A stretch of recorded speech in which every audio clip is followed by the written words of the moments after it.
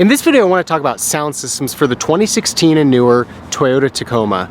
Now, if you are looking at getting a Tacoma or you already have one, there are two available systems on the Tacoma. You can either go with just the stock system, or for about a $700 premium, you can upgrade to a JBL system.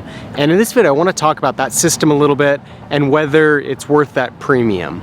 Now, if you've already got a Tacoma and you went with the stock system, there is an upgrade out there for a kicker system. I'll put a link to that in the description below. It's basically a plug and play option where you can buy the speakers and then just by removing the existing speakers, it's got a little clip that is easy to remove and then clip in the new speakers. I actually have a video on my channel of my Subaru Crosstrek. I'll put a link to that as well, that shows how easy that installation was on the Crosstrek.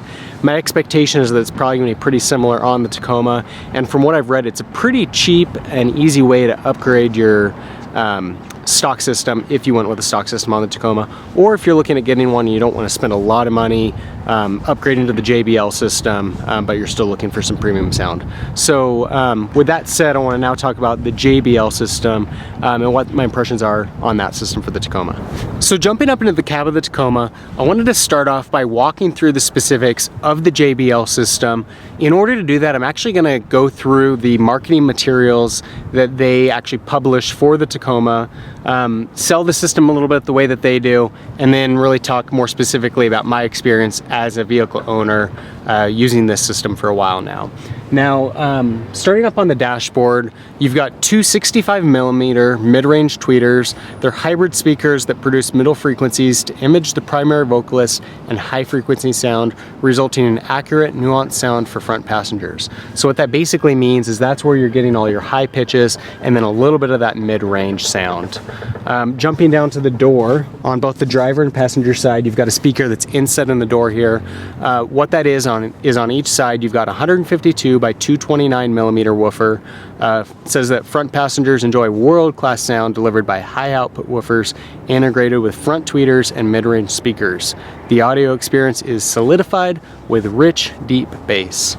Okay, now if we jump back to the back doors, just like the front, we've got speakers that are inset in the door here. What those are on each side is an 80mm mid-range rear speaker with lightweight, high-strength metal matrix diaphragm construction. This speaker is optimally designed to reproduce the frequencies of the human voice. Okay. So those are your 4-door speakers, 2 tweeters, that's the 6 speakers, and then the 7th is your subwoofer. What that is, buried inside the dashboard is a 200mm subwoofer within its own enclosure. This subwoofer delivers deep, clear, low-frequency effects and optimizes response for the entire system. Okay, so those are your 7 speakers in the system. In addition to that, it's got an 8-channel 440-watt DSP amplifier, which delivers to the 7 loudspeakers, optimizing balance and enhancing tonal blending regardless of music or broadcast source, ensuring optimum audio in each seat. Okay, so that's kind of how they describe the system overall. One of the other things that I thought was really interesting reading through their marketing information is that JBL states that their equipment's actually used in 90% of certified THX cinemas, 80% of live concerts, 70% of recording studios. And so what that really tells me, and it was interesting because I knew JBL made a good system, but thought it was really interesting that they produce that many of the really like high quality systems that are used in the world. But what it really tells you is that JBL is capable of designing really high quality sound systems. The question is whether in the Tacoma they were successful or not. And so that's what we're going to jump to next, is really kind of analyzing the system from the user experience. So starting out with just the overall output of the system, what I found is that the system really, you can crank up the volume, you can turn it up really loud. It's certainly capable of pumping out a lot of sound, but what I've found is that the more that you turn up the volume and increase the output of the system, the sound quality really seems to diminish. And I don't feel like with a lot of higher quality systems that are out there on the market that you get that same diminish quality by turning up the sound. And so that's been kind of a disappointment for me, is just that you can either have the volume on kind of low and you get pretty good clarity of the sound, but if you really want to crank it up, I feel like you lose a lot of that quality. And compared with systems that I've seen in other vehicles, my mom's got a Chevy Tahoe with a Bose system. We've got an Audi Q5 as our other vehicle that's got just the stock system. It's not the upgraded Bang & Olufsen system that's available on that. I've had a number of other Audis and Volkswagens with stock systems and Bose systems that have been very good. I've had a system that was the Bang & Olufsen that was really good. The JBL system, I'm not impressed with it. To me, it's not necessarily a really bad system, but compared with other premium systems that are out there on the market, I feel like they kind of missed it on the Tacoma, and that you're not really getting the quality that you would expect as far as output goes, compared with other systems that are available. I mentioned that I had a Subaru Crosstrek with a kicker system in it that I did as an upgrade. I would say that the JBL system sits just a little bit higher than that kicker upgrade. And so let's say that you were thinking about buying a Tacoma with just the stock system, you were going to throw in the kicker upgrade. I'd say that the JBL is still a better system than that, but the kicker system is going to be a lot less expensive compared to the $700 premium of the JBL. And so if you're looking for something that's, you know, okay, but you don't want to spend a lot of money, that might be a really good route to go. If you're looking at getting a high quality system, I don't think the kicker upgrade is going to do it for you, but likewise the JBL system probably won't either. It's just going to be a little bit step higher than that kicker system. So with all of that said, I wouldn't say that the JBL system is necessarily a bad system.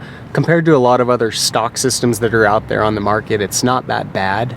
It does have pretty good output. You can make a lot of sound. You're just losing a little bit of that clarity that I like to see in a system. But you know, compared to your other average stock car systems, it's not terrible. The difference being that you're paying that $700 premium to get an upgraded system, and I don't really feel like with the JBL system that you get that. And so my recommendation would be, if you're looking at getting a Tacoma, you're not that picky about sound, go with the stock system, do the upgrade to the kicker. You know, if you want a little bit more refinement, don't spend the extra money to get the JBL system if you're really into high quality, you know, sound. Look at doing an upgrade to the stock system instead. Don't spend that $700. Save it.